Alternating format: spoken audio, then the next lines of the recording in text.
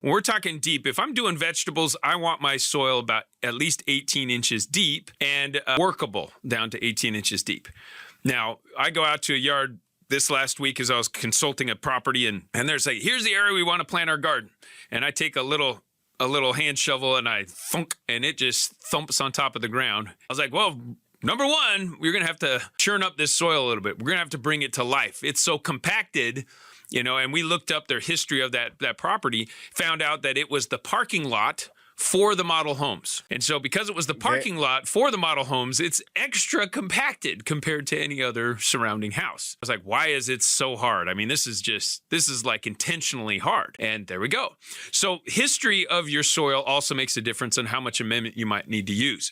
So first thing we like to do to test your soil is you go out there and you actually want to go to the area we're going to be planting. But what you're going to want to do is you're going to dig down 18 inches and see how hard it is. You want to get down 18 inches. Foot and a half. Yeah, foot and a half. I mean, that's pretty much up to your knee if you step in it. Now, and this is for all the vegetables you want to do, from tomatoes to, okra to, eggplant, anything, everything in between, 18 inches, good depth.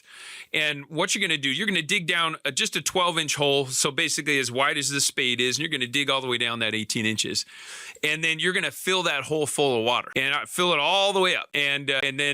And then let it drain, and then you fill it up again. Now, I'd say do it twice because this gives you an idea of what your drainage and drainability is. So if you fill it up once, wait an hour, then fill it up again, and then wait another hour, then go out and see how it's doing. If that water hasn't drained all the way through, well, number one, you've got really compacted soil, and you're going to need to find a way to get that to drain somewhere else. Now, if it's only...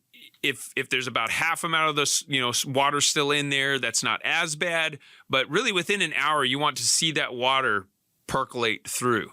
Now, if it takes 4 hours to go through, you've got a likely type of compaction scenario where you may need to actually drill holes. You may want to just consider making a raised garden and then filling that full of really good soil to start with. But if it does drain through within an hour after filling it up the second time in the second hour, then you've got sufficiently drainable soil, and you can start just amending that soil in a way that you could plant in ground.